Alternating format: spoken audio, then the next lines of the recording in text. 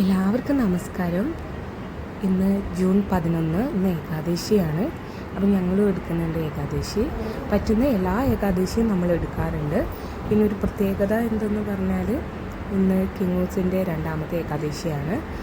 അപ്പം നമ്മൾ രാവിലെ കുളിച്ച് പ്രാർത്ഥനയെല്ലാം കഴിഞ്ഞ് കുറച്ചു നേരം പ്രാർത്ഥനയെല്ലാം എഴുതിക്കൊണ്ടിരിക്കുകയാണ്. അപ്പോൾ കിങ്ങൂസും നമ്മുടെ കൂടി ഇരിപ്പുണ്ട്. നമുക്ക് ഡ്യൂട്ടിക്ക് പോകേണ്ടതാണ്.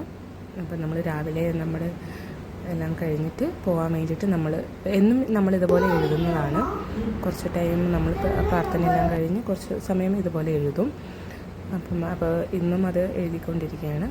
അപ്പോൾ എഴുതിയിട്ട് വേണം നമുക്ക് കുക്ക് ചെയ്ത് ലൈറ്റായിട്ട് കിങ്ങും കൂടി ഉള്ള നോർമലി നമ്മൾ ഏകാദശി എടുക്കുന്ന ദിവസങ്ങളിൽ മോർണിംഗ് അങ്ങനെ വലുതായിട്ട് കഴിക്കാറൊന്നുമില്ല. ഇന്നും കിങ്ങൂസ് ഉള്ളത് കൊണ്ട് നമുക്ക് എന്തെങ്കിലും ലൈറ്റായിട്ട് ഉണ്ടാക്കാം.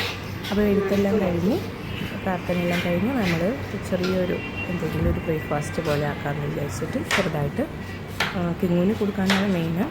അപ്പോൾ നമുക്ക് ഇഷ്ടമാണെങ്കിൽ കഴിക്കാമല്ലോ. മത്തനും ഇരിപ്പുണ്ടായിരുന്നു. അപ്പോൾ ഞാൻ വിചാരിച്ചു മത്തനും കുറച്ച് റവയും കൂടി ഇട്ടിട്ട് എന്തെങ്കിലും ഒരു സ്നാക്സ് പോലെ ഉണ്ടാക്കാമെന്ന് വിചാരിച്ചു. അപ്പോൾ അങ്ങനെ ഉണ്ടാക്കിക്കൊണ്ടിരിക്കുകയാണ്.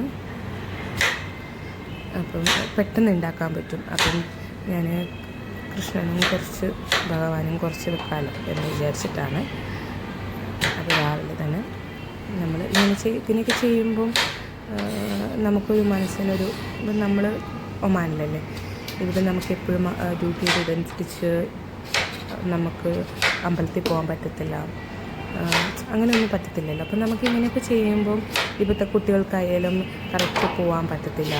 അവർക്ക് അതിനെപ്പറ്റിയൊന്നും അറിയില്ല. ഏത് മതമായാലും അതിനെപ്പറ്റി നന്നായിട്ട് അറിഞ്ഞിരിക്കണമല്ലോ. അപ്പം ഓരോരുത്തരുടെ വിശ്വാസത്തിനനുസരിച്ച് ഓരോരുത്തർ ചെയ്യുമ്പോൾ നല്ലതാണ്.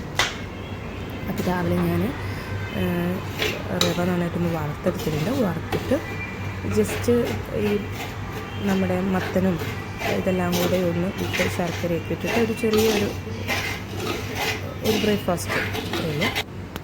അപ്പോൾ അത് മത്തൻ നന്നായി വേവിച്ചെടുത്തിട്ടുണ്ട്. അതിൻ്റെ അകത്തേക്ക് കുറച്ച് എള്ള്, പിന്നെ കുറച്ച് കാഷ്യൂനട്ടൊക്കെ ഇടുന്നുണ്ട്. കുറച്ച് കാഷ്യൂനട്ടും കുറച്ച് മുന്തിരി ഒക്കെ ഇടുന്നുണ്ട്.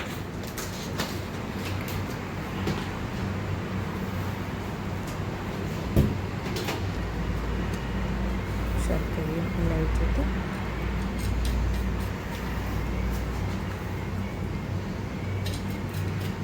ശർക്കര ഞാൻ കുറച്ച് ഞാൻ സ്പൂണിലല്ല അടുപ്പിലാണ് എടുക്കുന്നത്, അതുകൊണ്ടാണ് 2 പ്രാവശ്യം. അപ്പോൾ അതെല്ലാം ഇട്ടിട്ട് നന്നായിട്ട് മിക്സ്. വെള്ളം ചേർക്കുന്നില്ല കേട്ടോ, അതിൽ തന്നെ വെള്ളമുണ്ടല്ലോ, മത്തനിൽ തന്നെ നല്ല വെള്ളമുണ്ട്. അപ്പം അതെല്ലാം കൂടെ മിക്സ് ചെയ്ത് റവയും കൂടി ഇട്ടിട്ട് വളരെ പെട്ടെന്ന് ഒരു 10 മിനിറ്റ് പോലും വേണ്ട, പെട്ടെന്ന് നമുക്ക് ആക്കാൻ പറ്റും. അത് സിമ്പിളായിട്ട് എന്തെങ്കിലും കിങ്ങൂനും കഴിക്കാൻ വേണമല്ലോ രാവിലെ.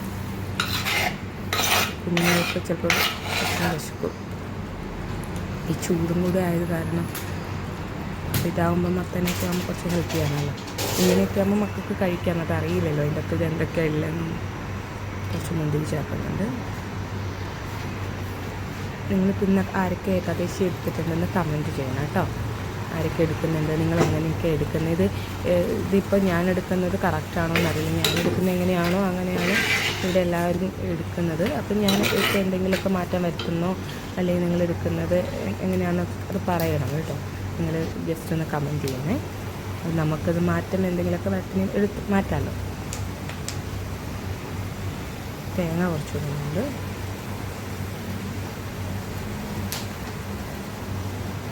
എന്നിട്ടൊന്ന് ജസ്റ്റ് ഒന്ന് ആ വെള്ളം ഒന്ന് ജസ്റ്റ് ഒന്ന് മത്തനിലേക്ക് ശർക്കരയും ഇതെല്ലാം കൂടെ ഒന്ന് നമ്മൾ ഇട്ടിരിക്കുന്ന ഏലക്കപ്പൊടിയും എല്ലാം ഒന്ന് പിടിക്കുക.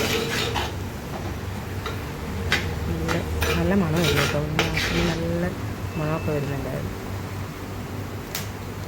എല്ലാം കൂടെ ആകുമ്പോഴത്തേക്ക് നല്ല ഹെൽത്തിയാണ് കേട്ടോ. നിങ്ങളെല്ലാവരും ഒന്ന് ട്രൈ ചെയ്ത് നോക്കണേ. ഇത് ഇലയിൽ വെച്ചിട്ടും ആക്കാം, അല്ലെങ്കിൽ നമുക്ക് വെറുതെ നമ്മൾ ഇഡ്ഡലി പാത്രത്തിൽ വെച്ചിട്ട് ആക്കാം. ഞാൻ ഇഡ്ഡലി പാത്രത്തിൽ ഇതൊരു ഉപ്പുമാവ് പോലെ ആക്കിയെടുക്കാം കേട്ടോ, അതും നല്ലതാണ്.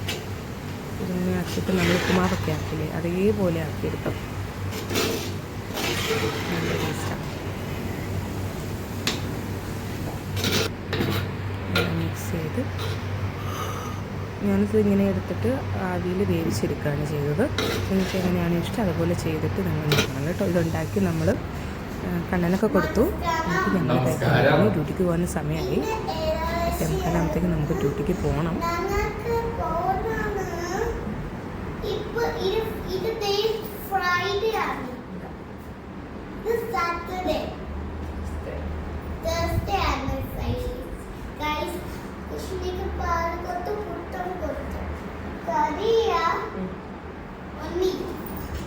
നമസ്കാരം.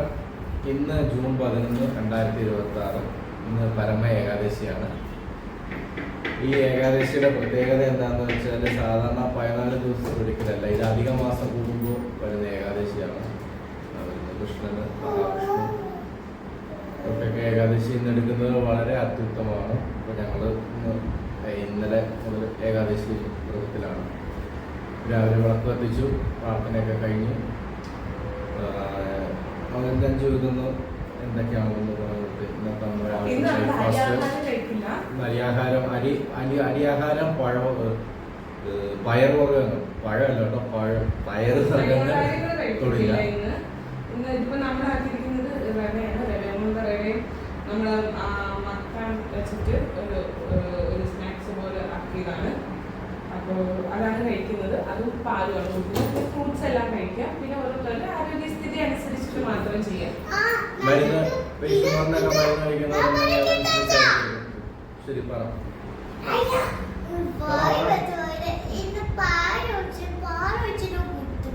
അതെ, പാല് കുടിക്കണം കേട്ടോ.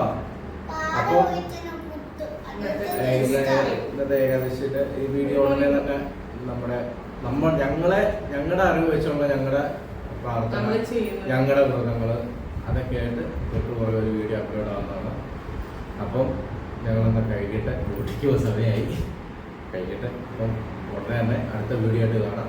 നമസ്കാരം. ബൈ.